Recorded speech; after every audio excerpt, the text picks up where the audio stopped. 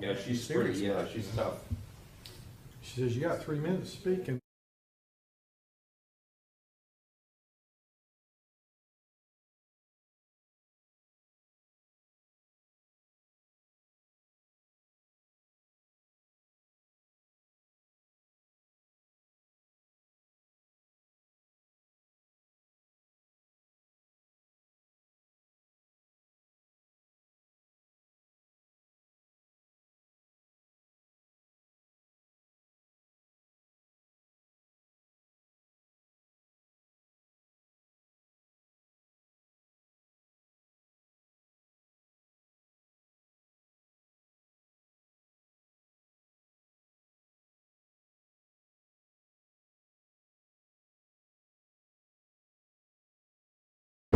it's 1 o'clock, so we'll call the Facilities Committee meeting agenda for December 16th to order.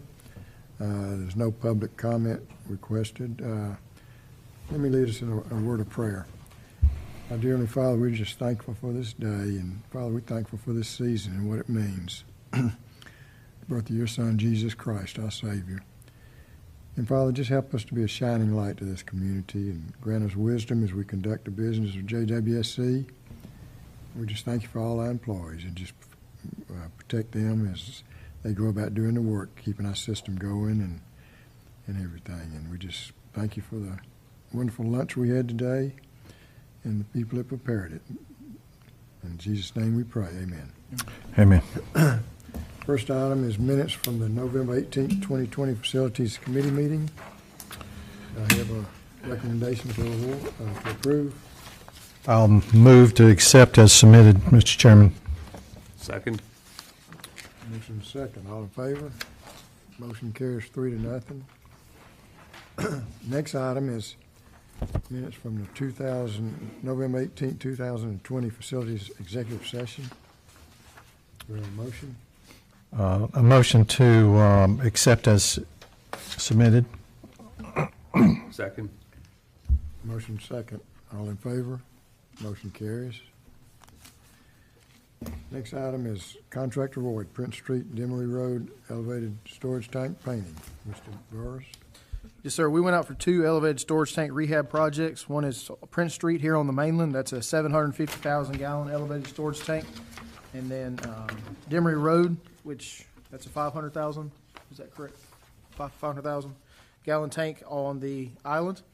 The Prince Street tank will be taken, blasted down to bare metal, both inside and outside, and restarted. And the Demery Road tank will be blasted to metal on the inside and given a top coat, not blasted on the outside at Demery Road. They will be painted and new logos placed on these tanks. We took bids on Tuesday, November 17th, and the low bid was Tank Pro LLC. They were the low bid on both tanks. We had the ability to award them separately if we needed to, but they were the low bid on both tanks of the 3 bidders. Recommendation is to award the base bid for both tanks and then extra work items listed on the bid tab AE 3 through 10 and cash allowances. And there was a 5% supplemental work allowance allowed in the bid, but we recommend not accepting that due to the extra work items being included. If you add all that up, the low bid by Tank Pro is $876,837. This is a budgeted R&R project for these 2 items. You see the funding source there. I will note those bid prices do not include the extra work items included in the contract on that table because they will be charged out to whichever tank are needed as they go forward. So the recommendation is to move forward with the low bid, and then you'll see the certified bid tab attached on the back of that. So the 2 low bidders were extremely close in price. We have check references on the low bidder, and they have all had no issues with this contractor before. Do you have a motion? Yes, sir. I'll move that the Facilities Committee recommend Facilities $1,837 to Tank Pro LLC for elevated storage tank rehabilitation for Prince Street and Demery Road. I'll second the motion. Second, any questions? I have a couple of questions. I'd asked Mr. Burrows for some information about the function of the tank, and I got some interesting answers because, you know, when I look at something like this, it's a large number, and I want to be sure always that whatever we're paying for is really necessary. And people outside this the utility don't understand it's a large number, but it is critical to the function of the utility. Is that correct? Yes, sir. These help provide pressure to the system and also water inventory and fire flow and storm situations. Right, and and I think fire flow is one of the key things here, that that you have a reserve of water there and the pressure, so that if in the event that there is fire and a big fire somewhere, that you can handle that. The only other thing I had a question about, and the background on this is, when I lived in South Florida, the city of Hollywood, Florida, was doing the same kind of thing on their water tank, which was, I think it was 1 million gallons, and during the course of the rehab of the tank, two workers from the contractor fell to their death, which was the first time it created work stoppage, and OSHA intervened, and so it's a concern. I mean, it was obviously a city to deal with. So, and I just want to be sure that we vetted the contractors here. Their safety records if they have OSHA violations, and I know we're not going to be actually doing around checking on things, but I want to be sure that there isn't some. Hopefully, this contractor is aware of that. I'm sure they are. I'm sure they are, yes, sir. And so, I'm sure they are, yes. And we'll say Tank Pro. Like I said, all the references were very gracious, very gracious. They paint and maintain Right. them, and they've been in business over 20 years, I think, and they're an offshoot of Utility Service, which they started out at then. I have a couple of questions. The alternate E1, AE1, the finish coat alternates. What was that, Andrew? Yeah, so one of the reasons we didn't take this alternate is there appears to have been some confusion. The existing paint that we spec'd has a 15-year lifespan. The alternate was a hydrofluorocarbon paint that's brighter. Right. It's supposed to last for 20 years. Yeah. So we spec that. However, there seems to be some confusion amongst the contractors on which way they were supposed to bid that. So we did not get an apples to apples there on the actual alternate pricing. And one of them didn't even provide a number for the Demery finish coat alternate. So that's why we decided to forego those alternate pricing. No questions were asked about the alternate in any of the questions during the bid. We just didn't get apples to apples when they put the bid numbers back in. Did we total up the extra work items that we're awarding the contract with the low bidder and the second low bidder to see if it affects the low bidder? Yes, sir. We did, and it did not.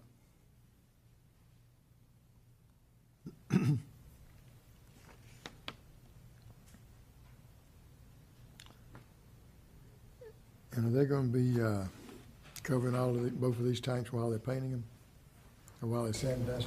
Yes. They will be, the blasting on the exterior at Prince Street will be tinted, so to make sure you don't have any dust leaving.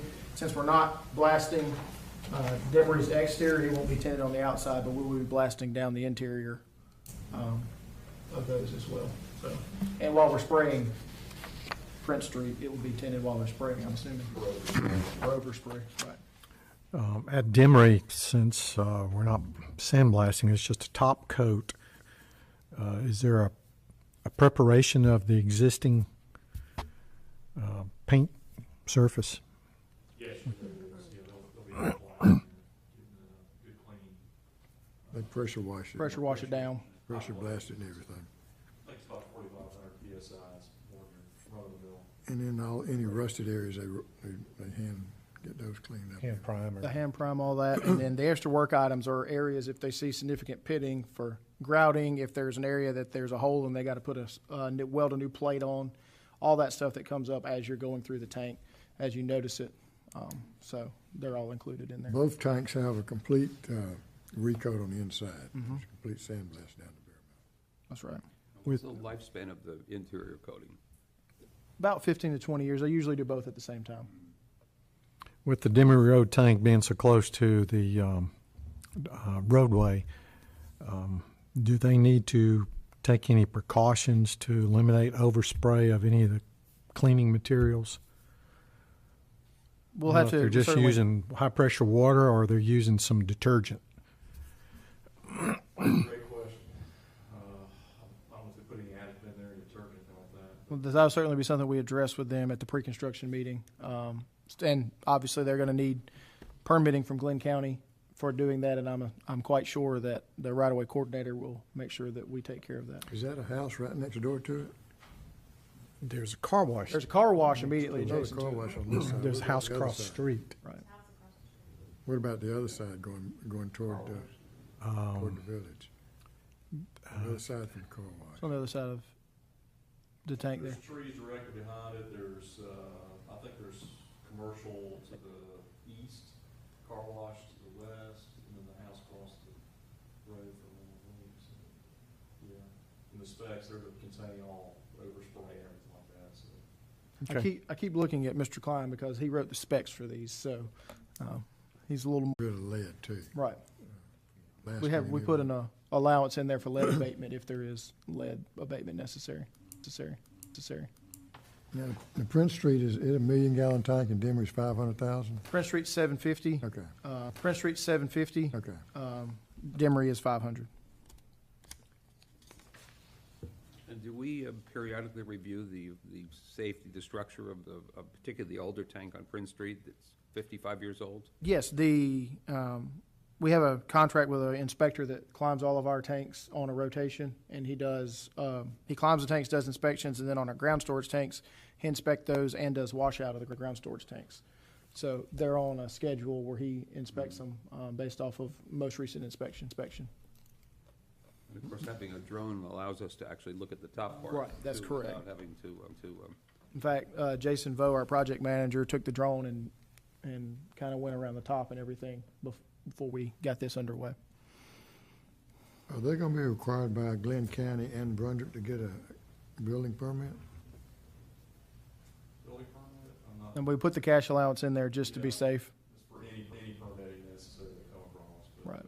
Do they normally require a building permit for any of our work? For maintenance, but for any right-of-way. Right-of-way works, Anything yeah. encroaching in the right-of-way, anything like that, it's just money in there for them to permit that, so. Okay. And you had a pre-bid meeting? We did have a pre-bid meeting, and then site visits for both tanks for people to come in and look at the. So if we want to change colors, we need to speak now forever hold our peace. I think white's a good color. And I Fits love with the our logo. It provides a nice background for the logo. Yeah, exactly. It does for our logo, but I'm not sure what Brunswick's logo go. I guess it'll go with white better than any other color. Yes, sir. Any other questions? none for me. Hearing none, all in favor? Motion carries 3-0. Thank you. Next item is inspection services for the elevated storage tank. Mr. Burrows? Yes, sir. Based off the last project that we recommended there, this is a contract for inspection services with Chapman Technical Services. They are our contracted inspector for our ongoing maintenance activities with elevated storage tanks. This will allow him to come in and be here during construction of those improvements there.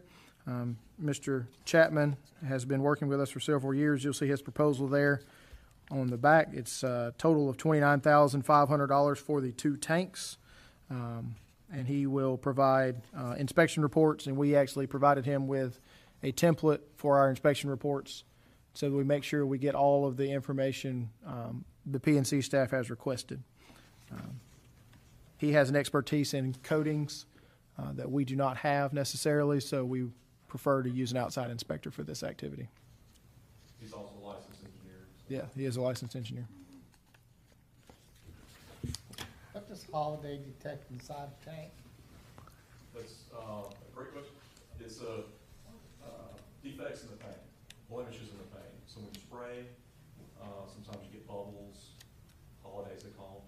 They'll actually do electrostatic testing where they run spark testing and that kind of thing. hole in the paint you can't visually see, the spark will find it. So it's a way of detecting where the coating didn't quite do what it was supposed to. And I in, haven't seen that tune before. in here, he'll be doing a lot, he'll be doing a lot of this while the, rigging's still inside the tank, too. That's correct. Will he participate in the pre-construction conference, too? Yes, he will.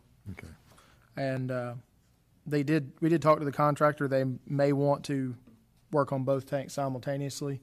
And Mr. Chapman is aware of that, and he's on board with inspecting both tanks at the same time as well. Since they're in separate water systems, we can take both of them down at the same time. Will he actually be doing it, or does he have somebody to work? He will for be doing it himself. I have a question. Is there a possibility that the Joint Water and Sewer could set up a camera that broadcasts the entire process? Mr. Sellers? Yes, sir, I don't see any reason why we couldn't.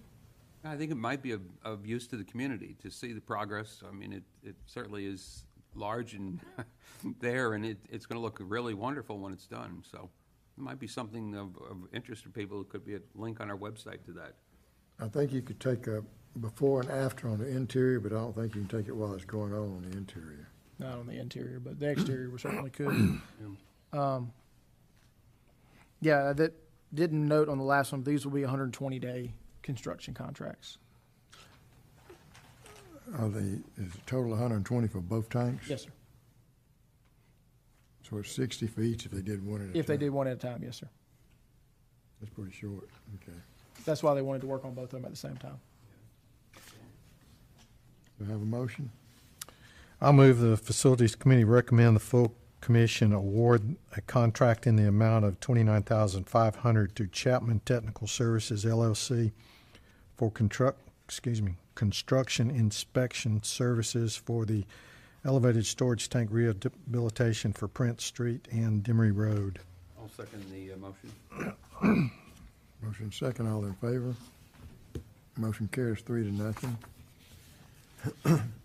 Next item is contract award, pump station 2002 force main replacement engineering. Andrew? Yes, sir. Pump Station 2002 is located on Arnold Road right next to Fiddler's Restaurant on St. Simon's Island.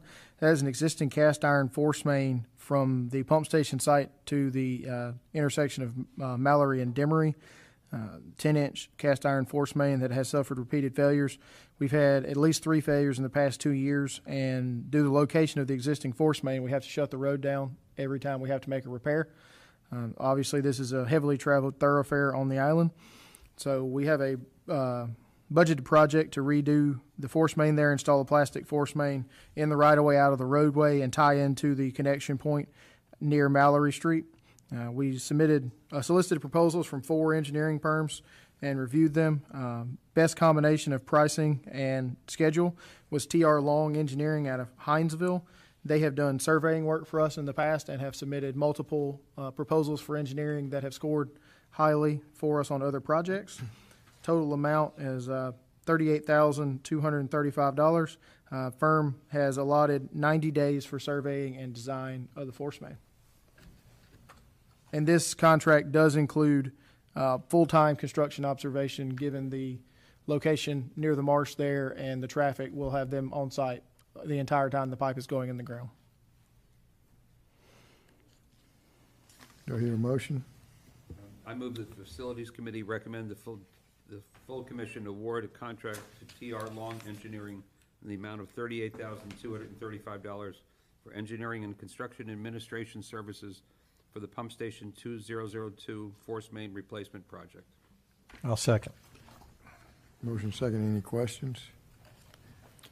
I'd have a few. TR Long's going to basically do the design and administer the project construction oversight or inspection. Are we going to see if we're going to do this in the next 3 to 5 months, what it appears to be?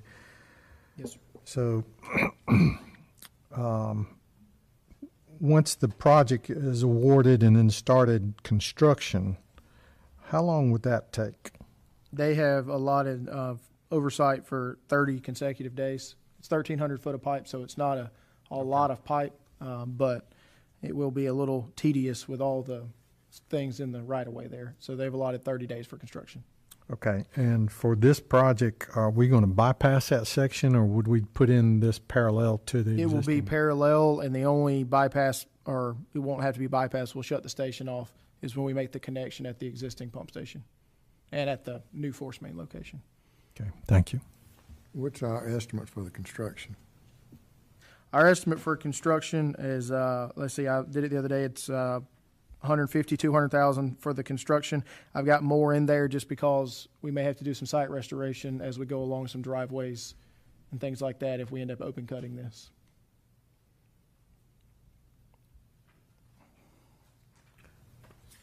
Yeah, the construction inspection, if it's, that's on an hourly rate, I guess. It is, so if it goes over 30 days, we'll have an hourly rate, and if it goes under 30 days, we won't bill out all that information. And his estimated expense budget, looks like that's estimated also. It is, yes, sir. But without written approval, not to exceed on the overall total amount of 38,000. They also provided, I don't think we'll need them, but they provided a per easement preparation for $500 in the slim chance we need easements while we're going through the design. And like the surveying too, looks like it's on an hourly basis with a not to exceed or estimated amount.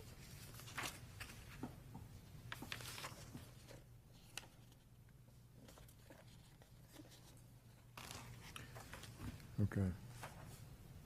Any other questions? When we do the project, is this going to be done in-house? Or No, sir. no, it's going to be? We will be contracting this. Okay. I have no more questions. Good. Yep. All in favor indicate by raising your right hand. Motion carries 3-0. Next is the Ridgewood Water Production Facility Change Order Number 1. Mr. Burrs. I'm going to turn this one over to Mr. Klein. Him and project manager Jason Bowe have been more involved with this project, so I'm going to let him take this item.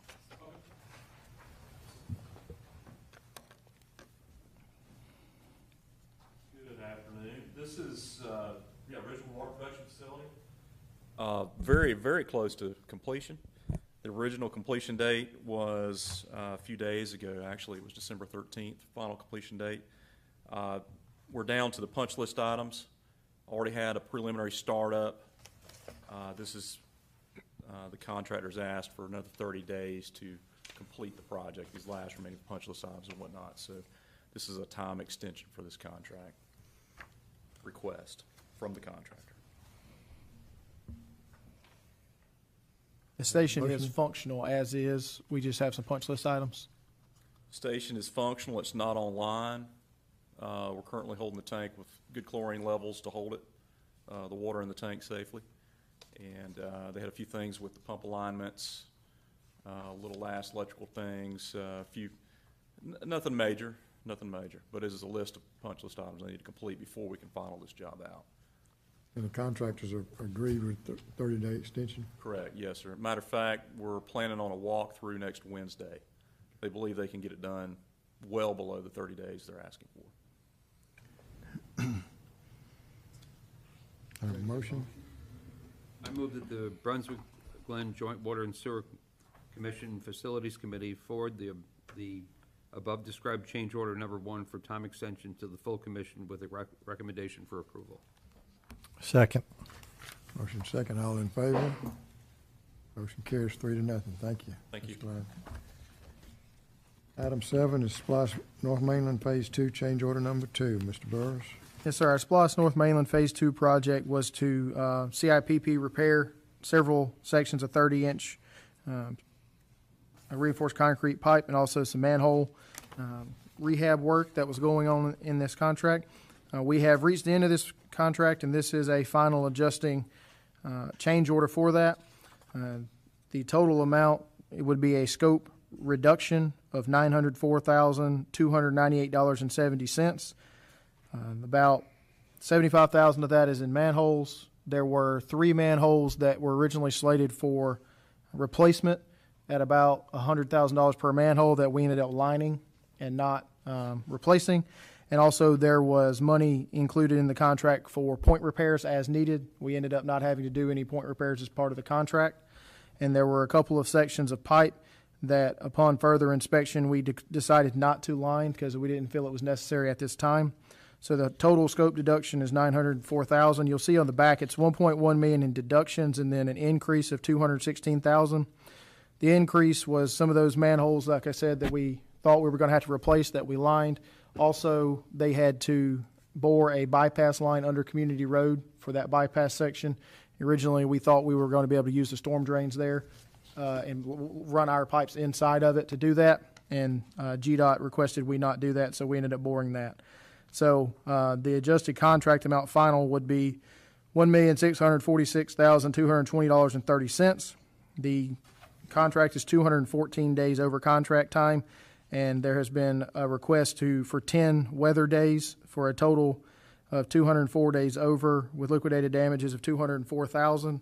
We are currently holding $4,622 of retainage, and they have submitted a pay application 8, which was not their final pay app, but one before final pay app for $39,397.50. We, due to the liquidated damages, will not be releasing retainage or paying pay application 8, and the closing payment will be $19.53 if approved. And you will notice on the actual change order document on the back, the contractor has signed and accepts this change order. Do I have a motion? I move that the Brunswick-Glynn Joint Water and Sewer Commission Facilities Committee forward the above described change order number 2 to the full commission for approval. Second. Motion and second. I have a question. The manholes that they did not line the bottom of them, how many manholes are that? There was 21 manholes that they did not line the inverts of.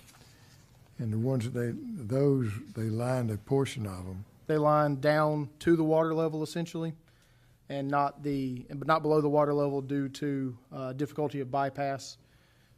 They got out of sequence with their manhole rehab and their CIPP crews, and they had it bypassed to do the CIPP, pull the bypass out, and then didn't have the bypass crews line back up when they were trying to line the manholes.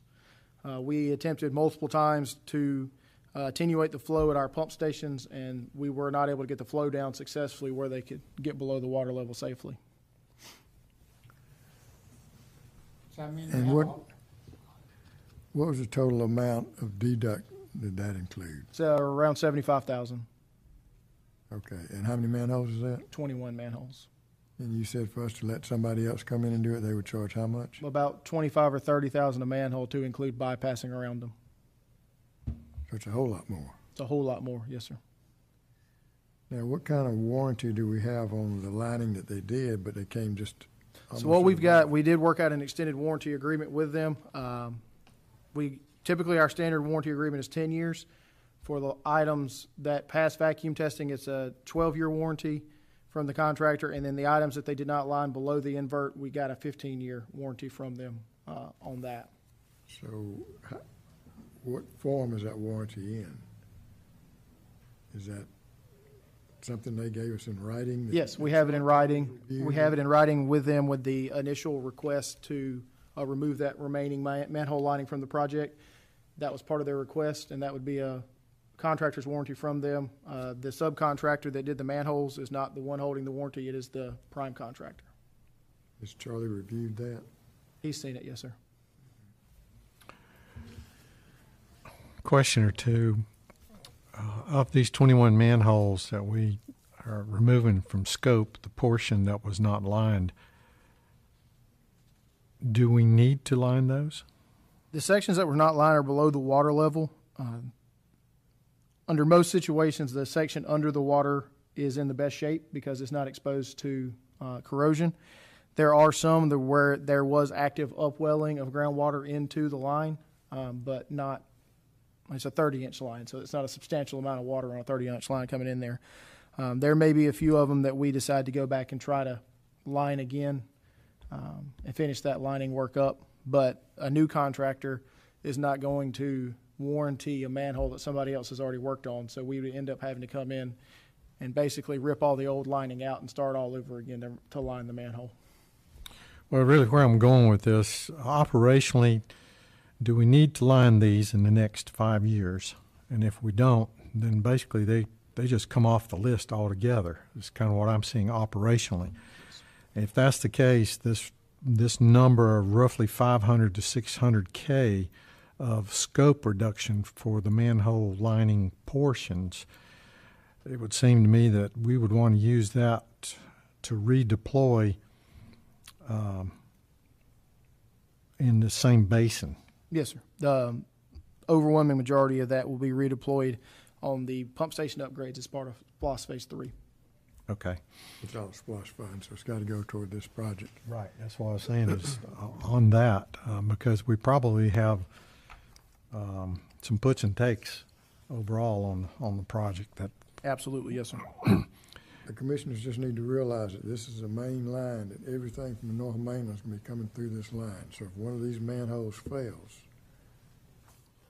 everything stops north till we bypass has to it. be bypassed, Yep. which could create a problem.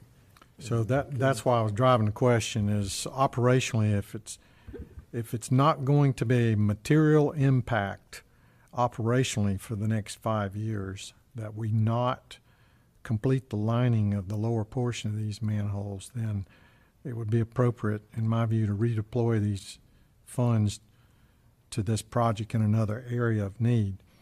However, operationally, if we do have a concern that it could be an issue in 5 years, and I just use that as a term because we're looking at our 20-year plan, for example, then we need to rethink how we're going to accomplish that.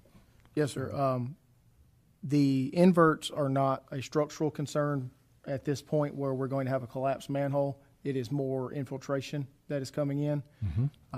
And like I said, there's not a substantial amount of infiltration in the size of that line coming down, so we think we'll be okay at least for 5 years on these. And if we do follow-up inspections on every one of these manholes we work on.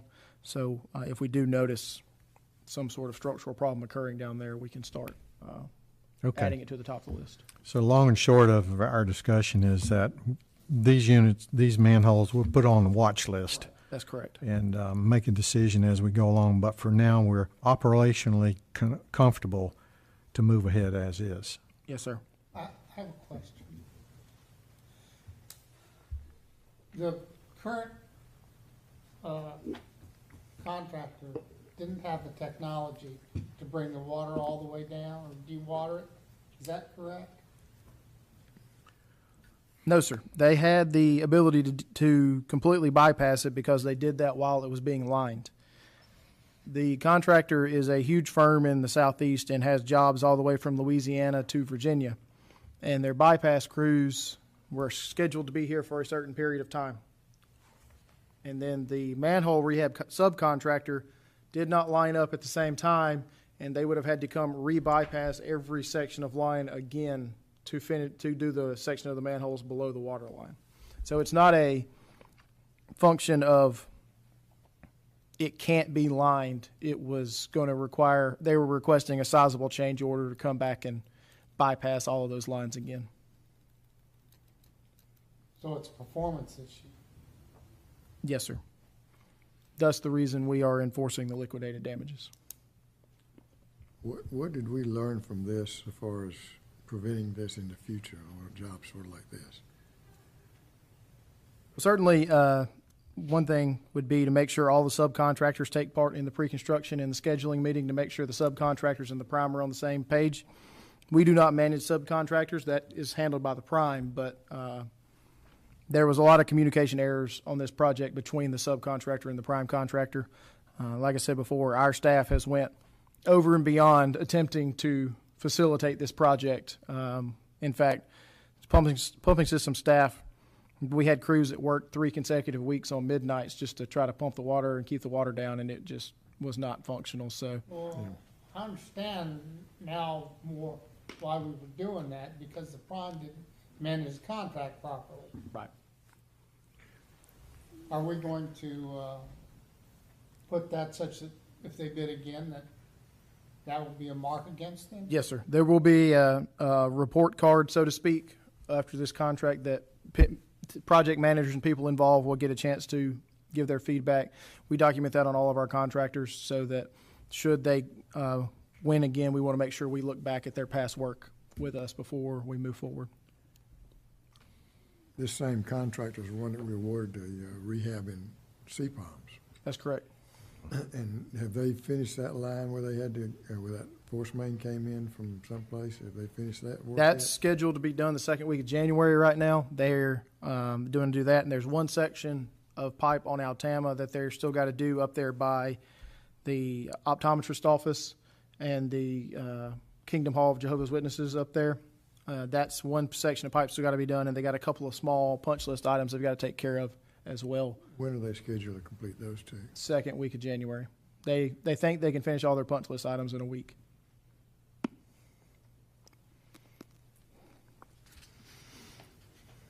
Okay. Any other questions? No. We have a motion and a second. All in favor? Motion carries 3-0. Move to the discussion section. Wastewater flow reports, Mr. Burrs. Yes, sir. We had a considerably drier month in the month of November, so you'll see some lower flows. Influent and effluent flows in the low sixes at Academy Creek for the month, as a corresponding increase in influent concentrations is expected and did occur. And then the effluent concentrations, you'll see we did have another month of errors on the interococci. However, I am pleased to report that we have got that under control and have been in compliance every day of the month of December thus far. We have got that. It was a process. We have had to start increasing our disinfection there, and we had to make some changes to the equipment to make that happen, but we have that under control now. So we're adding a whole lot more chlorine. About 3 times. So we got that, which at the last meeting you asked why the pH changes.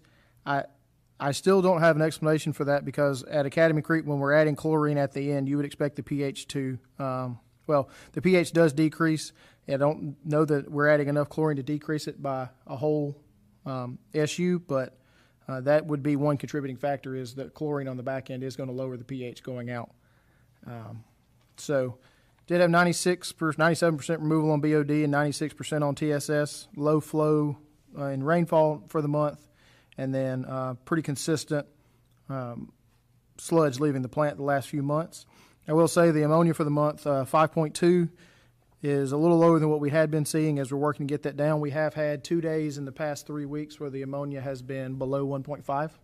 So we are making rapid progress on decreasing the ammonia ahead of our 3-year compliance schedule on that. Are we taking the alkalinity readings now too? We have started taking the alkalinity readings. We didn't get them in the month of November, but they have began doing that. Okay. You'll see on our graph, it dances around a little bit from last year, but mostly tracking on with last year's flow, just a lot of it being rainfall dependent.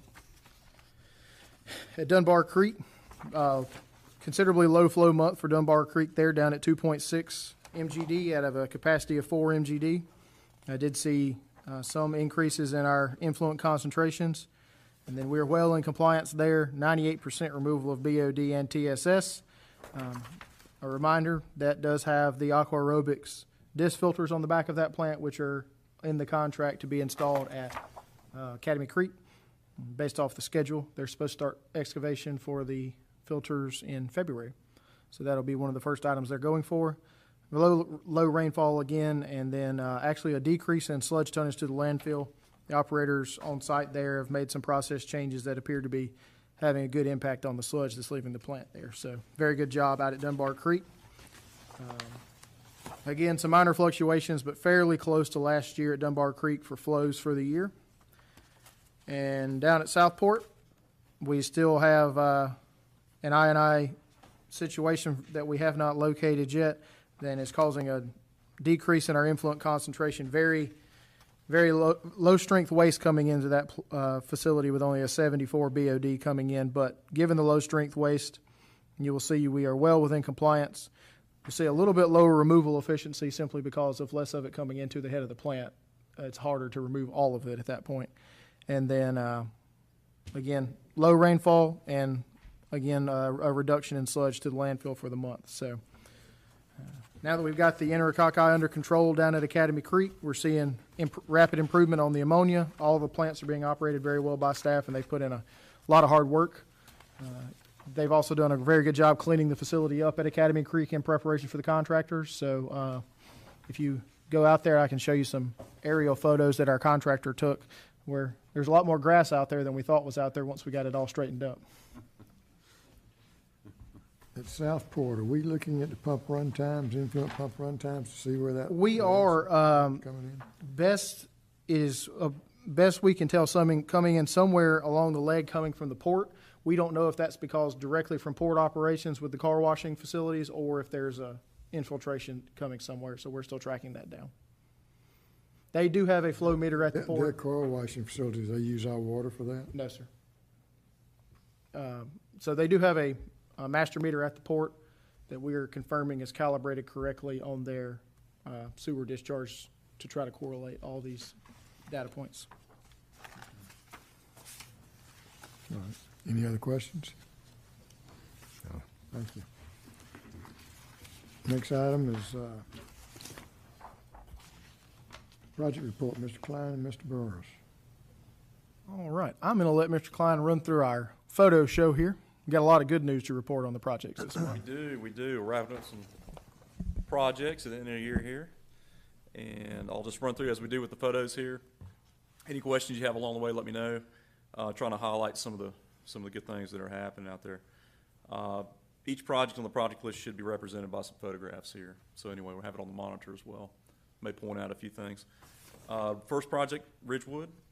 Of course, that one's coming to a close. We spoke about that one earlier. That's just a shot of when we did the first run through, cranking up the pumps, blowing out of the hydrant there at the edge of the right-of-way. Real excited to see that thing come online here. We did have a couple of cars pass by while we were running that test that did slow down a little bit to see what was going on. We were spraying 1,500 gallons a minute of water in the air, but Yeah, it makes it show. it was a good show out there. Yeah, water production provided a diffuser for us to use, so we didn't wash anything out. But everything's looking good out there.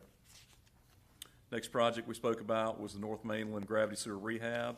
Can I go back to the? Yes, sir. I'm curious, all the SCADA equipment that's in there, is that all standardized so that, you know, it comes online automatically when it does and automatically shows up in everyone's device? Not only is it standardized at the location, every water station has the same SCADA setup. Same. Every sewer station is different, but same at all the sewer stations. We've done a lot of work. Kirk Young, our systems pumping and maintenance superintendent, has been working diligently for his 6 years here that he's been with us to make sure that we standardize, because that's something he harps on. So we are getting very close to having that accomplished. Okay. Yeah, that's a great question. So David, you see here, he's over our SCADA and whatnot, but he's really working hand in hand with the contractor, making sure it's implemented and the standardized. David tries to explain all the SCADA improvements to me, and I nod along in full assurance that he knows what he's talking about. He's a sharp fella and self-taught from everything I understand, and he's very into it, doing a great job. Matter of fact, this morning they were showcasing the down at Systems Pumping, the screen, the monitor they've got. I call it Mission Control, but all the different new things that are coming up. So a lot of good stuff. Next project is the North Mainland Grad Rehab. We spoke about that earlier. Thank you for moving that change order request forward so we get that project closed out. That shows Alex Winter in that first photograph. He's the new project manager. Newest project manager for the job. Did a great job as far as he could do with what he was working with there at the end of the project. Anyway, and then on the right, some of our crews down there doing some of the televised or the camera inspections of the lining work that was done. For manhole inspections, we actually lower a 4K GoPro type camera down on a stick so we can do a full rotation inspection without having to actually do the confined space entry into the manhole. Yeah, so much quicker and like Ms. Burr says, safer for staff. Next photograph, scroll through here and I'll try to keep up on the computer screen as well. All right, so another big project coming up is 4035, 4036 upgrades. We had the pre-bid meeting last week. Well, actually, yeah, last week. Last week, yeah. On both on site. Had a lot of folks participating in that. That's just a couple pictures of the inside of there. You can see some of the dated equipment. It's pretty interesting to see. But vintage style equipment, and the pumps are going to be coming out in Rehab. So we're looking forward to getting that one underway. That's another big piece of our SPLOS project, 2016 funded project. Is that translated to old? I'm vintage now too, so I got to be careful. Got it. Yeah, but I think well proven and beyond its useful life there. All right, moving along down is kind of hand in hand with that project is the force main upgrade from pump station 4110 on the North Mainland coming down. Not much to see yet because we haven't turned any ground yet. So that's just showing a couple pictures of the typical route. The one on the left is down Harry Durgis Boulevard. The one on the left is on Ogden Lane, which is the terminus of that force main as it travels its way to discharge to pump station 4036. All right, moving along. Next project is pump station 4003, which is underway, also SPLOST funded. That is in the city of Brunswick, just down the street from us here across on the Brunswick waterfront. And you can see there just an interior shot. Jeff Taylor, one of our project or P&C inspectors, along with Petticoat Schmidt, who's the contractor, Daniel Nix. They're inside the dry pit section of the station there. It's completely gutted on the inside. The brickwork they've needed to do, concrete repair, electrical work, all complete on the inside there. You can see on the right-hand side is our new Gorman Rupp actual suction lift pumps. This will be one of the first stations, I believe, in our system that we've had these installed of this type. We're excited to see how that happens and how they function. Speaking of vintage equipment, what happened to the old Alice Chalmers controls and starters that were out there? Everything was supposed to be delivered to, well, actually, they demoed everything. Everything was supposed to be picked up by SPNM and taken to Academy. We need to put those in the museum somewhere. Oh, really? Yeah, some really neat looking stuff. I mean, Back in the you day. know, mad scientist looking dials and everything. Wow. This project's been with us a long time, and under the status, it says pay request number 3 and time extension under JWSC review. Correct. So have they requested a time extension? They're requesting a time extension due to some considerations of the wet well and how they were going to approach that. So that is under review at this time. We have not made a final decision or have a recommendation from our When are they supposed to be through with this? March, I believe, or April. So And when the are time they- extension request was for 30 days, which we have not approved yet. Okay. There's some nice looking pumps, I'll tell you. Yeah, and so if you drive by there today, you'll see a crane out there. They're getting the shoring in place, and they're actually starting to dig down on the wet well area, the new wet well area. And they're using their bypass pump? Yes, sir. They are. Bypass. Yes, sir. Our bypass pump has been relocated to pump station 4118. Okay. All right, we'll see some deep excavation there here shortly. Next project, Canal Road to Glencoe 12-inch water main. We're doing that as a design in-house. It's going to EPD for their approval since it is a water main extension. And we're actually going to perform this in-house with water distribution's forces as well. Where's that line gonna be? How close to the fence? About 5 to 10 feet off the fence, off the property line, off the right-of-way, onto the within Glynn County right-of-way. Fletcher's got a fence that kind of zigzags a little bit along that right-of-way, so we're going to hug it as much as we can. We've got an existing force main there. We'll also have to offset, be at least 10 feet away. And we'll have hydrants on that line. Yes, sir. Yes, sir, sure enough. And just to emphasize the importance of that one, right now the water main is a single feed through the Fletcher campus of Memorial Drive that feeds the whole airport and McBride industrial area. One single 10-inch cast that runs through there. This will most definitely provide some redundancy and a loop to that whole system. So we're anxious to get that one in place. As you recall, the portion down Canal is being bid out with the SPLOS project and being paid for out of this funding, not out of the SPLOS funding, but while they're installing the force main down Canal, they will install the water main as well.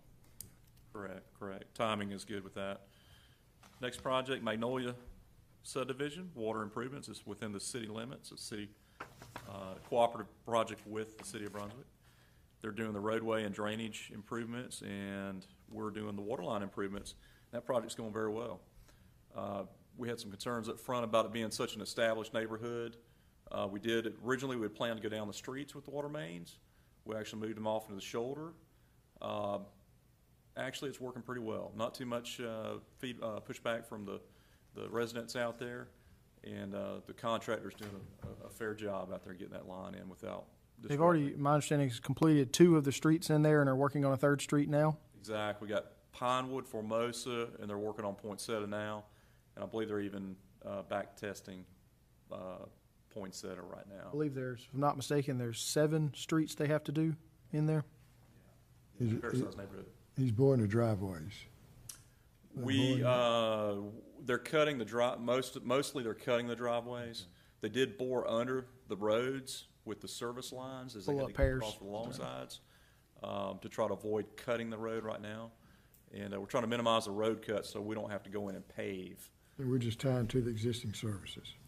We replaced all the services. Services to along the way. meter. We're tying to the existing meter, and then the homeowner service will remain. The long side meters, services we're replacing They're too. being replaced, Correct. all of those. Brand new tubing, yes, sir, 1-inch tubing. So we're jacking those underneath the road? Yes, sir. They're miscellaneous, they are. All right, so Is all that transite pipe? not all of it. Now, the majority of it is. We found some ductile. They found some ductile in there, so it's kind of a mixed match in there. It is. Yeah, as they dug down, that's what they What percentage of it is transite and which percent's ductile? So far, 80% transite, I would say, 80% or better.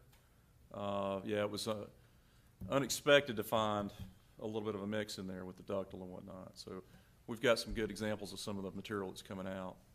Of course, transite looks real good when it comes out, but it's just the material that it is, and we got some things. I was very disappointed when we started taking out that good Alabama pipe out of the ground. Yeah. But on Pinewood, Formosa, those folks are tied on now to the new main, so they're already, experiencing the benefit of this project. So. And to that point, talking to the water distribution crews, several of those residents had already upgraded their service from their side of the meter to PVC. So they're experiencing the full benefit of that project already instead of having to wait to replace their service on the private side. Do they mostly have galvanized? A lot of, the existing was galvanized, and several of them appear to have already replaced with Replaced, PVC. Yeah. Good point there. And also good news on that. I believe the city of Brunswick's going to move forward with funding Full phases. full phases of that, where it was kind of up in the air, were they going to do 1 or 2? Now it looks like they're pursuing funding for all 4 phases. So good work on that. And that's to pave the whole street, the whole subdivision. Next project, L Street, another cooperative project with the city of Brunswick. Of course, all of the joint water and sewer portion of that project has been essentially complete for 3 to 4 weeks. All of our new water lines in the ground, all of our customers are now tied onto the new water main and using that water main. The city, we understand, is still trying to get that thing paved. I would imagine you'll probably see binder down by the end of the year. I don't know if you'll see full paving down. It's probably going to be weather dependent. But I know they're trying to get with their contractor to get it completed. So, but as far as joint water is concerned, our portion of that project is complete. Explain those 2 bottom pictures. Yeah, so these are, I like to showcase, and I know the commission likes to see some of the cool stuff involved in here. This is an example of something, right now, this is pipe that came out of the ground on L Street. There's a big pile of it over there in Goodyear if you'd like to go see it. But anyway, you can see kind of the tuberculated, if I can say that, interior of the pipe right here with iron deposits and whatnot. You can see how much of that pipe is restricted and how that can obviously affect available flow, which results in pressure. Now, it's one of my favorite pictures I took. Well, let's get a couple more. It's another one, just another good shot here showing the interior conditions of this pipe, and just, it's iron-based pipe over time. It's just going to happen. Mineral deposits and whatnot, leaches out. Now, this is a good shot for a couple reasons. You can see a good cast L, 90-degree L right here. You don't really see those anymore. Anybody know what kind of pipe this is? Transite. Transite, right. So look at the interior of that. Man, that looks like, it looks brand new. It's great, great until you stick a bucket in the ground. Yeah, so as long as you don't stare at it or dig it up, transite's it's a very sufficient pipe material. Second thing you look at right here, see how it looks like it's kind of flaking? Well, that's just the nature of the material too. It is a layered type material. It's called, well, that's friable, I guess is the term for it, but that is Inside looks clean. I mean, inside looks clean, doesn't it? Looks flow is good there. Yeah, yeah. So it was the material of the day. It's still serving today in a lot of ways. Just don't disturb it. It's a brittle material. It does, and we joke, don't put a bucket in the ground. If you start excavating near it, the vibrations can starts cause cracking it. some cracks in the pipe. Oopsie. Yeah, any kind of vibratory roller, anything over the top of that stuff, really, it doesn't agree with it. Another good shot, I took a lot of shots out here at L Street just because of the archaeological type stuff coming out of the ground. It's pretty interesting. There's a cross. You don't see too many crosses anymore. I have to dig that mold off the shelf whenever somebody calls for one. A lot of these things are made up with standardized fittings now, with T's, and this would be made up with a pair of T's now. What you're telling me is you have a cross, how does the water flow? Well, just like you would imagine, it's just in the shape of a cross, this fitting, here, right here, it's just like a cross. So the water can flow, in 4 different directions. So do you have a valve that you can change the direction, or?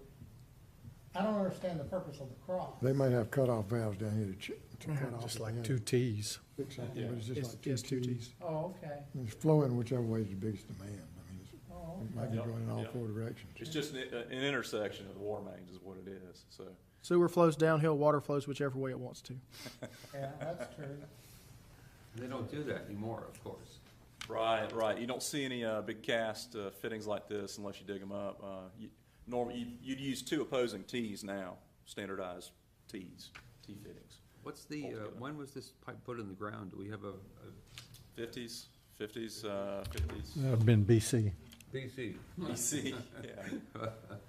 But anyway, it's What do you think it would cost to cast Oh, a my T goodness. like that today, a cross like that today? yeah. Can you imagine that? They'd love to get that phone call and lead dust off that mold. Yeah. So yeah, it's all pit cast stuff. But it served its useful life, and that's what we're doing, replacing it now. It's time. That might have been put in the 40s. Could have been. I have just a general question from your knowledge.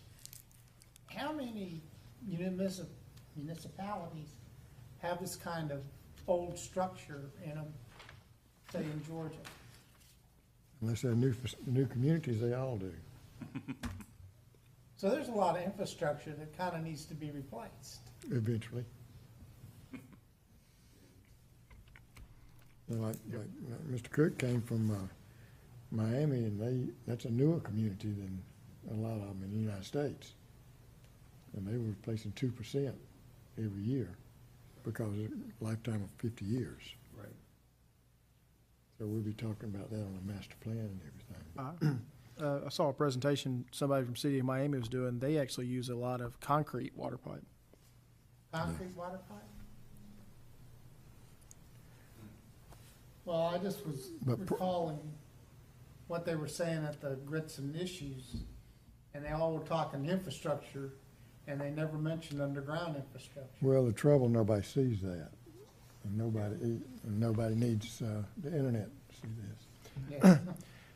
This is old pit cast pipe though, and it was not cement lined. The newer pipes starting in the late 50s, early 60s, they started lining ductile line pipe. And so it's a lot better than this. This is more brittle too. Correct. See a lot of this old pit cast stuff in the older sections of downtown Brunswick as well. Well, if we go back and look at that transite, that's the same kind of line that we're doing the master plan today. We're talking about replacing all those in CPOMs and a couple other places. But if we don't have leaks in it, and we don't have busted pipe, I mean, it's still a good pipe. Right. That's what we're trying to say to them. That's right. We might rather spend our money on some of these other ones. Yeah, oh, yeah. No, I agree. Yeah. If anybody like a sample, let me know. We can load it up and bring it to you in a baggie. All right. So next is 4021. There at Sonic. You can see Sonic in the background. It might be good, Todd, to give some of these to Taylor, though. Just a newspaper. Yeah. If we can't find anybody that wants to lease next door, we can just turn it into the Water and Sewer Museum over Man, that'd there. be sweet. I'm sure we'll have all kind of people wanting to pay to get in and look at that. Make sure the bus stop is Yes, right yeah. up front here, too. Yeah. Yeah. We'll get Alvin to come off that 1912 fire hydrant. You're not getting that 1912 fire hydrant. He's a Well, legend. you might give some of it to the museum out that talks about Liberty pipes. Show them this is the kind of pipe you had when that time of year. The barrel stab pipe we're going to find one day, and that's going to go in the office. So, next project, 4021, Sonic Pump Station, we affectionately call that one. It is scheduled to begin in second week of January, I believe it is. Notice to proceed date's January 4th, and they said they'd Yeah. be, depends on when they get wrapped up at Ridgewood. Exactly. We'll see some motion on that here pretty quickly. The electrical part of that is done, right? We did that It's in-house. Done in-house, right, yeah, so. In-house. So that electrical setup there, that's a standard electrical setup we're putting in all of our stations. So 4118, 119, which we'll get to in a minute, same setup and everything. So we don't build the panels in-house. We have the ability to build the panels in-house. We're just not as quick about it as contractors can be. So we order the panels, ship them in, and then we just hang them and terminate. I went by and looked at it the other day. It's very clean looking and, really done well. Good deal. Next project, a very large project we have on the books now, water pollution control, rehab, Academy Creek. There's your grit chamber there up on top. She's there. coming down. Yep, she's coming down. The face of Academy Creek is going to look a lot different here before too terribly long. So a lot of good upgrades happening there. I don't know that we'll have the aquarium paint job on the, I guess it's going away, I believe. So On that project, we have got their schedule. They've mobilized folks. They're getting set up at the site. They don't intend to start doing significant construction work out there until after the first of the year. Preliminary schedule has them being complete in February of 22, which is 4 months ahead of schedule February of what? of 2022. 13 or 14 months. 14 months versus 18-month schedule. So that gives us a little flexibility if something comes up in the project. So the first thing they're going to do is install the sludge line from the head house to the belt presses, and then they'll start excavation on the filters. Mark was disappointed to hear that he wasn't going to get his screens in January, but they've got do one of those first. they've got a bit of a lead time on those screens. So Well, that's what he wants. Oh, next. January is next January. That's right. 4105 Basin Expansion, Force Main Reroute. That's just showing you one of the areas of that and Kate Road intersection. we expect to get a bid package for the downstream lining for these assets in the very near future out for advertisement. Correct. Big portion of that, like Mr. Burr said, was lining of some gravity sewer downstream in the exit 36 area. So that's part of this project as well. So looking forward to getting that one kicked off. Altama Avenue, CIPP. That is our second project that we're currently working with IPR with. And that one we expect, as Mr. Burr said in his report earlier, about the second week of January. We're looking for them to come back in and do this last remaining segment and their last remaining punch list items. This is kind of, right there at the intersection of Spur 25 and Altama. There's I think it's called My Eye Doctor, a business right on the corner right there. And that manhole in the distance you see right here in the intersection, is from this manhole underneath the spur to the upstream manholes where they have to do the liner. And so they have to bypass. And to do that, we got to take down or they have to shoot the liner from the same one that they're bypassing essentially. So to do that, we can't drape lines over Spur 25. We could, and it'd be very difficult to get DOT to permit us to bore under for a temporary bypass line. So they're gonna try to get in there and bypass out of the same line that they're gonna shoot the new liner through. So to do that and make enough room, SPNM's forces are gonna take the top off and give them clearance to do that. So some planned work, working hand in hand with our operational folks to do that. But we're looking at the second week of January to have that done. How long can you close that pipe down while the CIPP, the sock is curing? The, Most of these have had about a 8 to 10 hour cure time on them. It is bypassed the whole time while Yeah. it's curing. bypassed. And of course, once they cut it open, all that water goes downstream as well. But typically, these have had an 8 to 10 hour cure time. They try to start 7 or 8 o'clock, setting everything up. Usually, they're out of there by 6 in the morning, but sometimes they're still out there when the morning traffic picks up. Well, did I understand you say you were going to use the existing pipe full bypass at the same time? They're gonna come down, they can't bypass, so they have to get the water off the main, they have to bypass around it.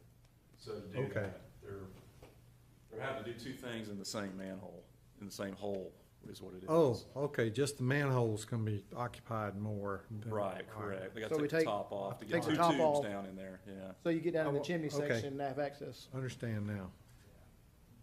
So, one of those things, but the convenient thing with this too, we're doing a force main reroute to this manhole, kind of kill two birds with the same stone. Same time they're in there gonna cut in a force main discharge to the manhole too. But this is a perfect reason for trenchless repairs, because you can imagine if we had to do something across the spur there. Yep.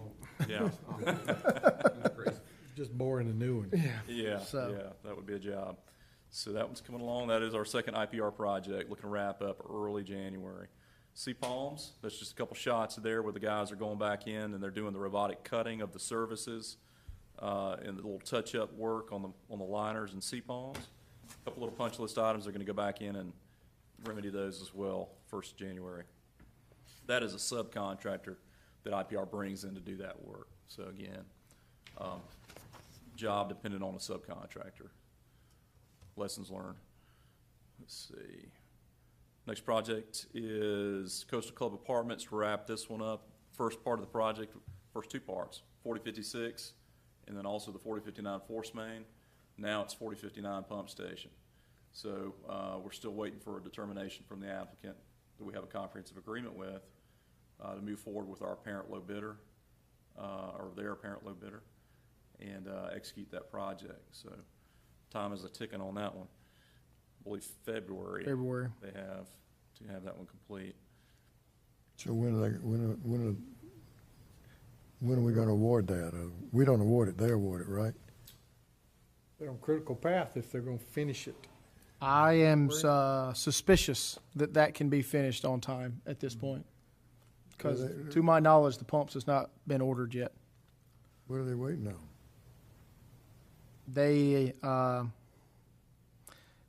They're not thrilled with the low bid that they got, not the contractor, but the price. And they have, we have given them options to reduce the cost of that. And thus far, from what the low bidder has told us, they have not been in contact with the low bidder about requested reduced pricing for the upgrades. There was another contractor. They gave a verbal quote after the fact, and it's substantially lower, but in my estimation, probably not feasible for the price that the verbal quote was, but they did not put in a bid for the public advertisement. Well, Deadline's February, right? Yes. So what happens in February? February, they start getting liquidated damages off their credit. $2,500 a day towards the credit they get on their tap fees. Okay. So they get liquidated damages off the credit. Right, because with a comprehensive agreement, you get credit towards your tap fees and the amount that you spent. Now, They the get amount they're $2,500 a day? $2,500 a day. Now, the amount they will spend will exceed the tap fees for Coastal Club. In the agreement, they have the ability to transfer the overage and credit to another location they're currently going through zoning for.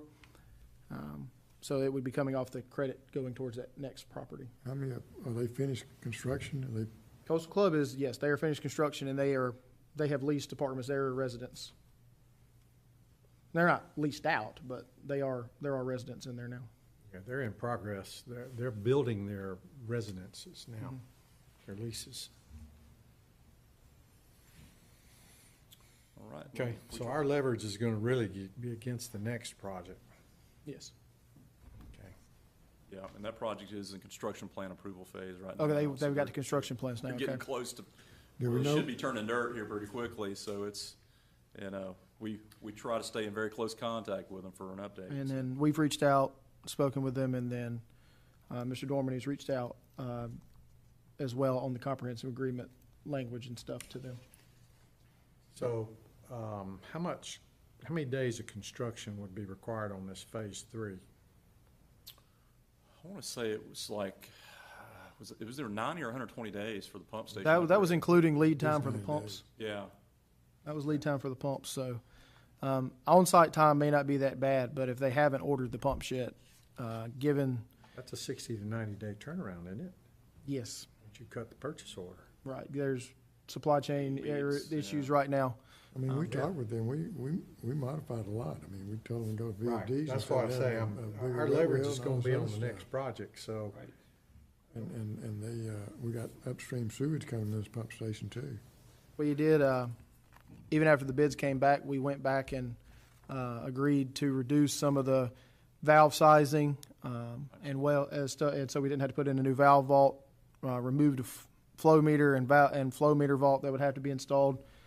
So we've offered significant 5 figures in potential reduction items for them as well. Southern Civil are low on that. Yes. Okay.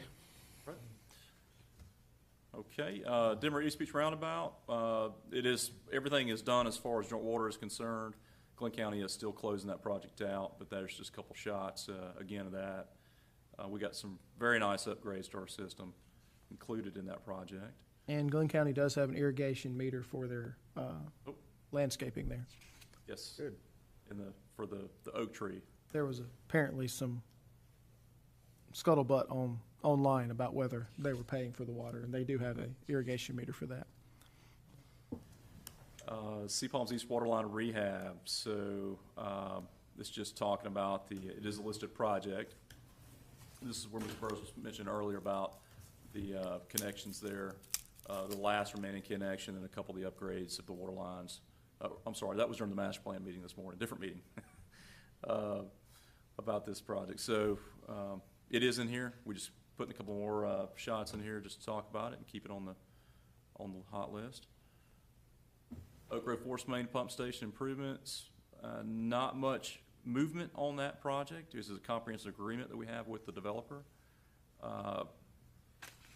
They're still in design phase, if you will. We provided a lot of comments back to them on the preliminary ideas, and it possibly will not include the force main or the pump station upgrade now. Is it there at Hermitage? It may be just a manifolded force main out on Oak Grove Island Causeway. So we're looking forward to seeing some movement on that one. I believe they're still working with the development, which driving this is on Oak Grove Island. They're still working on the permitting for that. And earlier we spoke about the elevated storage tank projects. This is Prince Street. This is a drone shot from above the Prince Street tank. You can see the rust stains and degradation of the paint. The emblem looks a little rough. Also on this one, Commissioner Cook, you mentioned about the structural assessments. As Mr. Burrows said, Mr. Chapman, our inspector, did recommend the ladder to be replaced on this one, so that's included in the project. And of course, you want to, any kind of structural issues you want to take care of while you're rehabbing, and that is happening here. So that's going to look very good. And you can see, this is the one you can see very clearly and first when you come over the bridge coming into town. So it's going to be a good showpiece for the city. They're still deciding on which emblem they want us to paint on the tank. There's Demery. Now, if you'll notice on top of Prince Street, there's no antenna.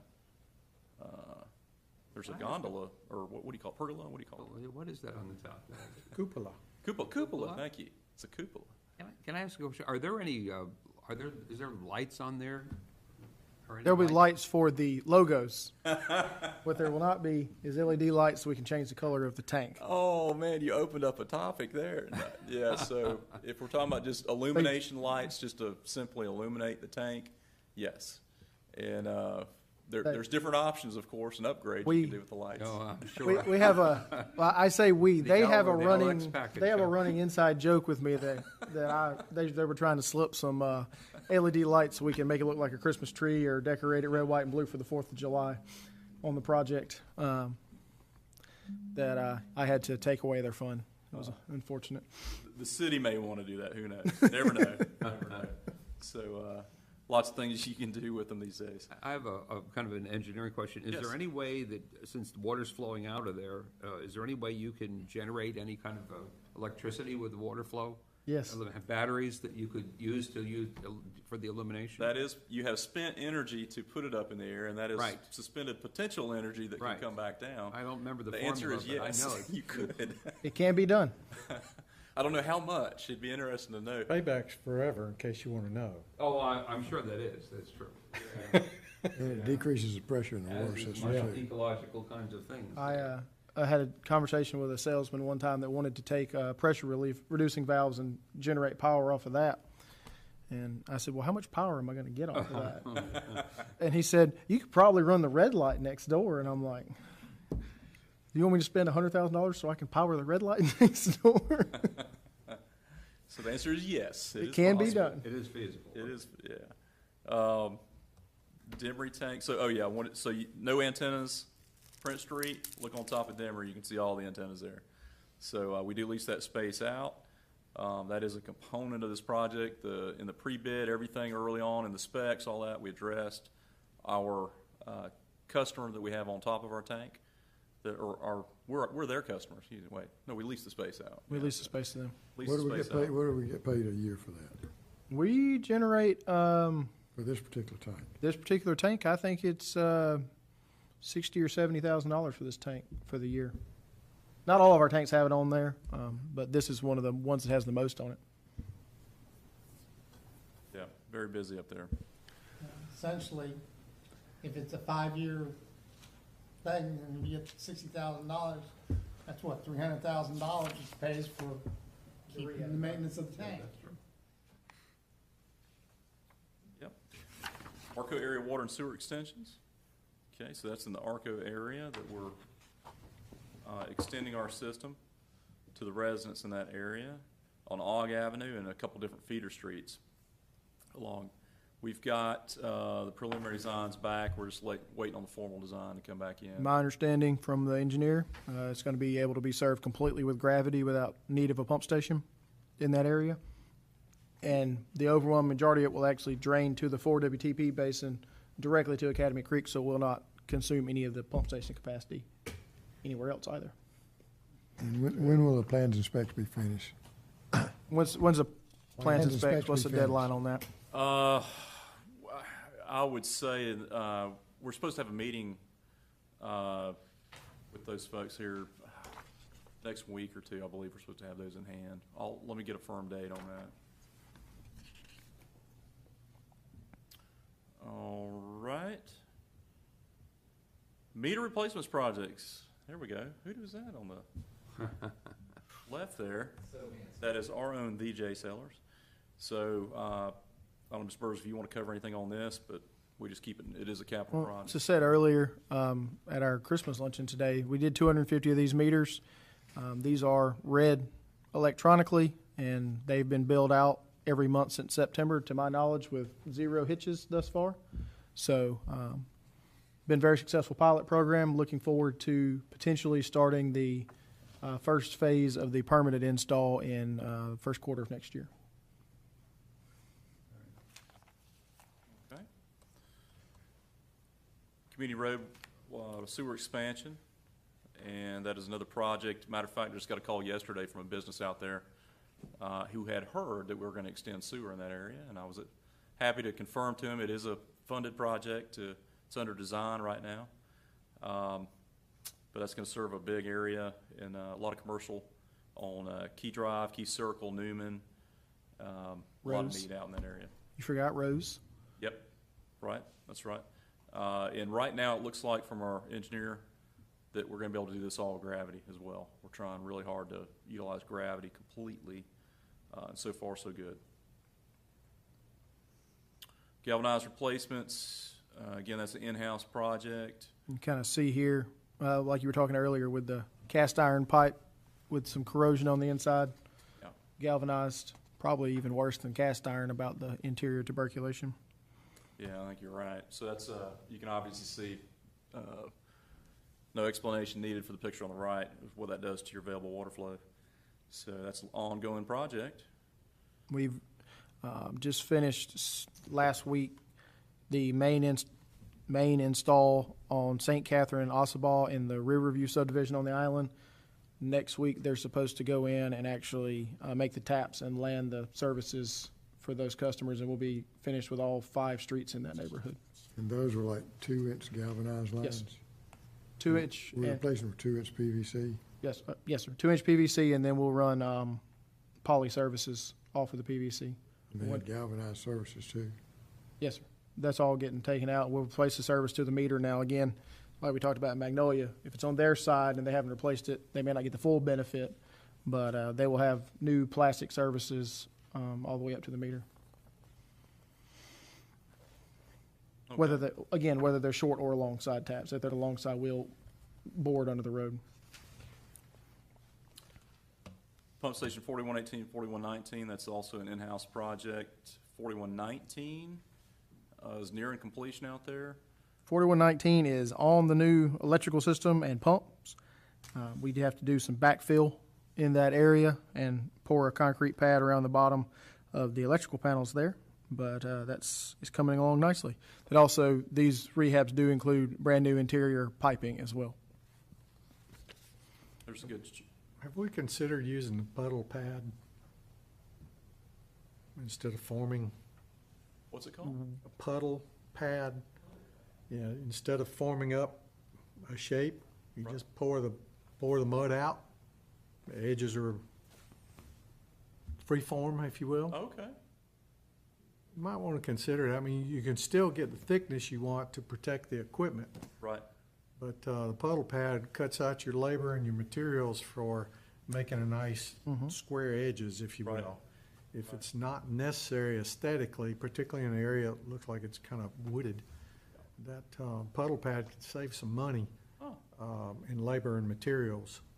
This one is wooded and down in a hole a little Puddle bit. pad, it's just, instead of a form with wood that you'd pour into to get nice rectangular shapes, you just pour it from the truck onto the ground.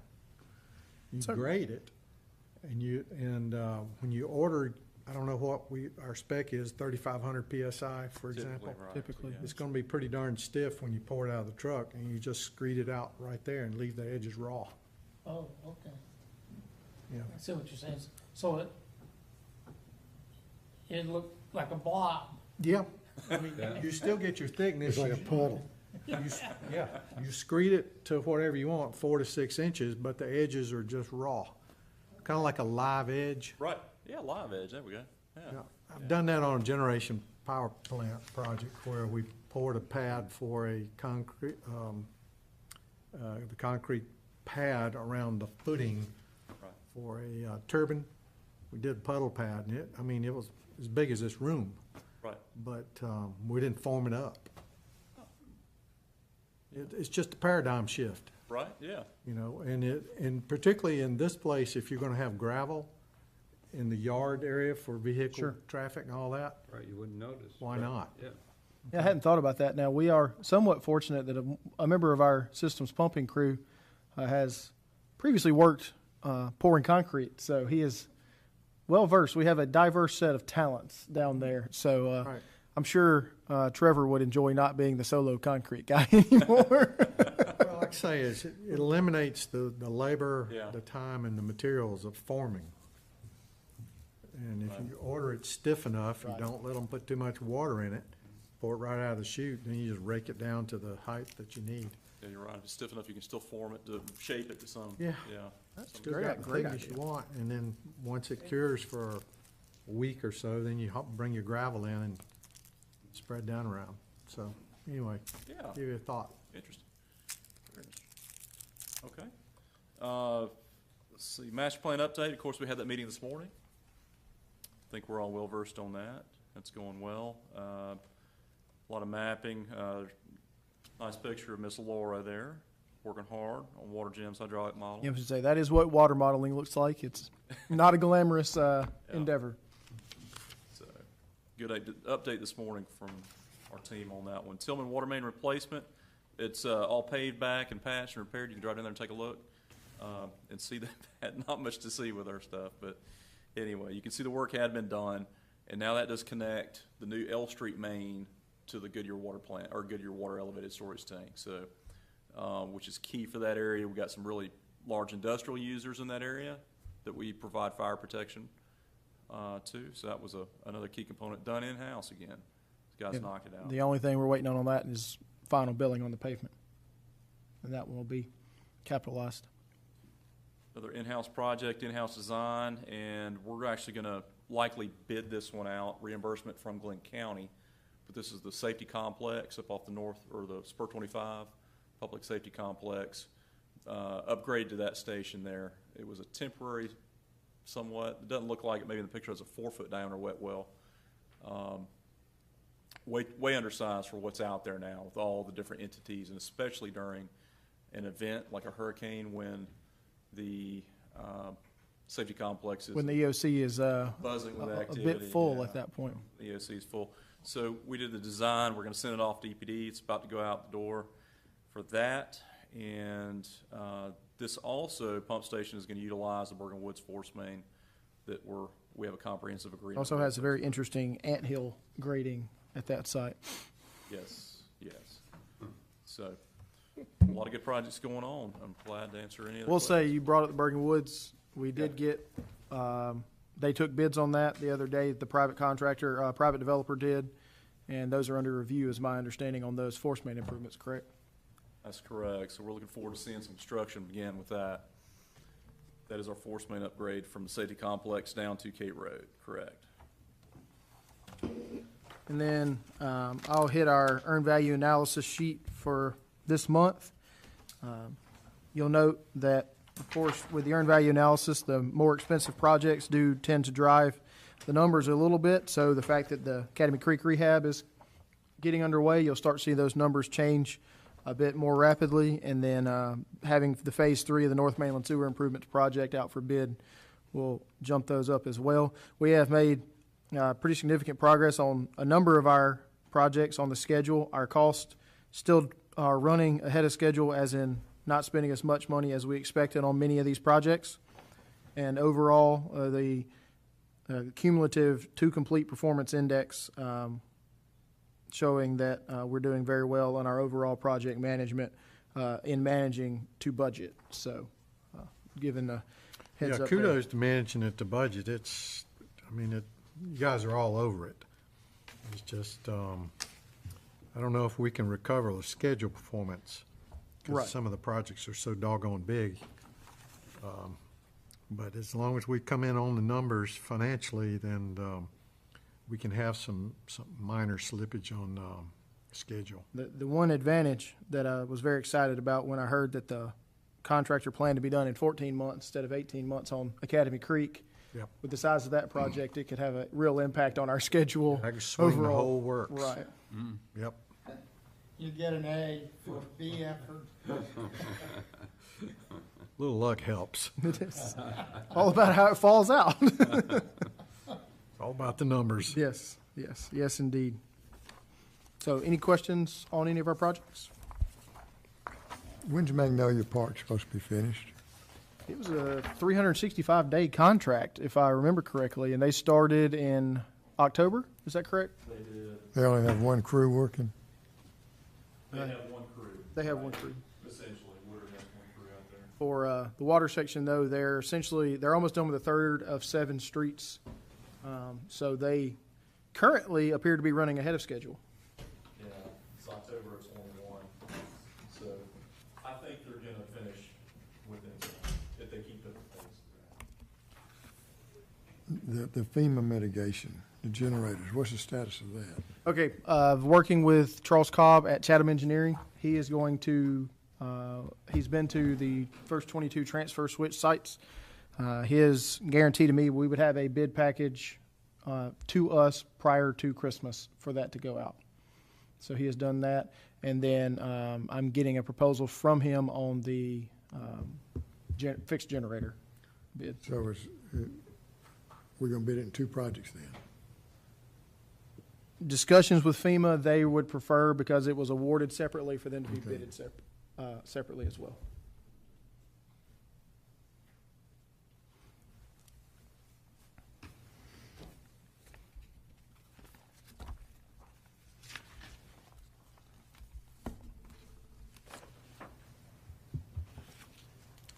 I have one question, if I could ask, that we talked about last month with the private water and sewer systems. Yes. I know that we were gonna do some work on that and move forward with it in the future somewhere.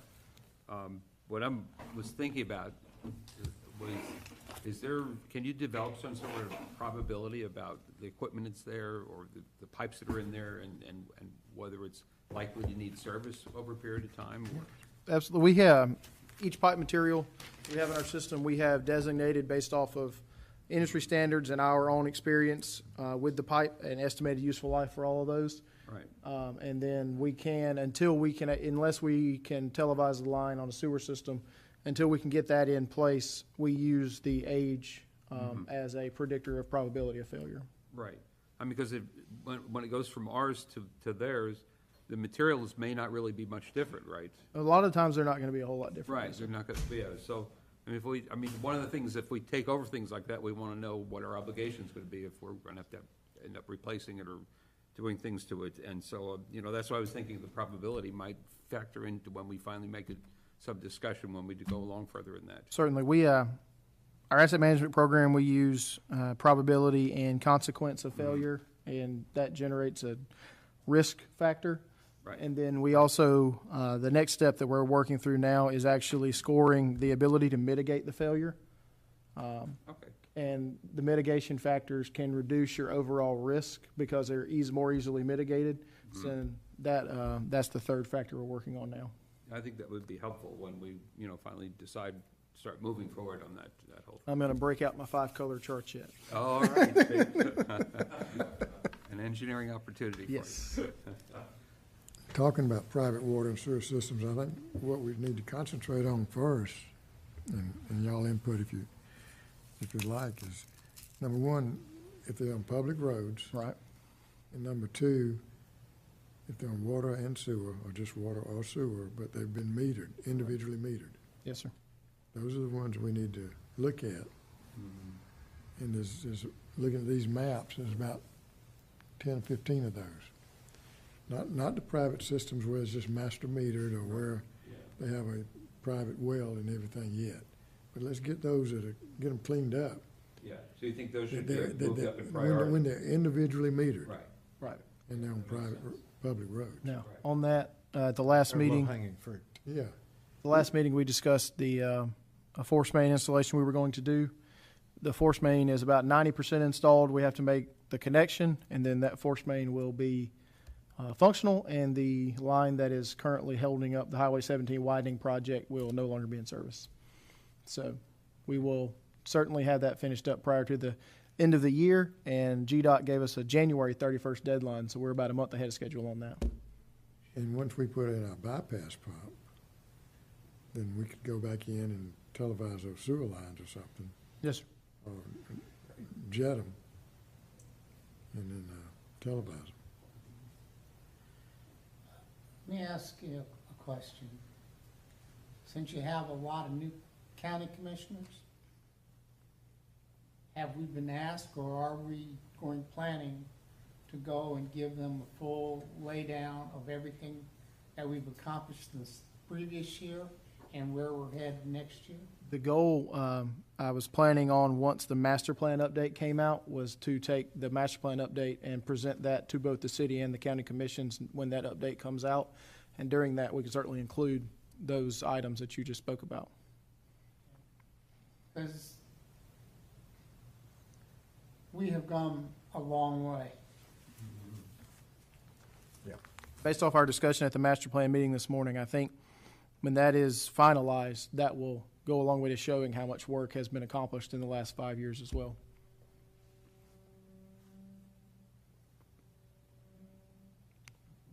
I have no idea what it is. What is that? I don't know.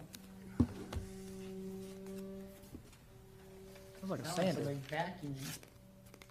Sander, That's what it sounds like, is a sander to me. something outside. Must be something outside. Is there anything else? That's all I have for this meeting, sir. Motion's adjourned. It's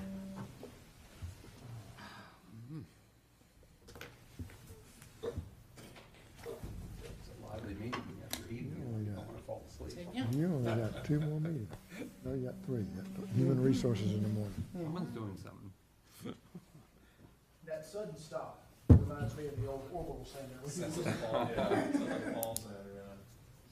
Grinding through concrete. Yeah, that's probably going to be the language. Did we adjourn? I didn't get stuff. We did.